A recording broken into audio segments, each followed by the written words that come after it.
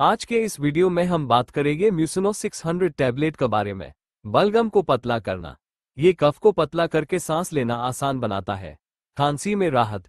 चिपचिपे बलगम से होने वाली खांसी में आराम देता है।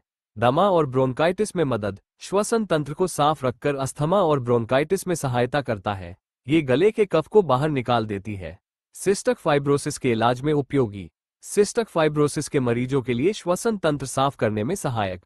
इम्यूनिटी में सुधार। एंटीऑक्सीडेंट गुणों से शरीर की प्रतिरक्षा प्रणाली को मजबूत करता है। इसका उपयोग एक टैबलेट को एक गिलास पानी में डाल दे, थोड़ी देर बाद वह पानी में घुल जाती है, फिर आप इस पानी को पी ले, सारा कफ बाहर निकल जाएगा। इसे डॉक्टर की सलाह पर ही उपयोग करें।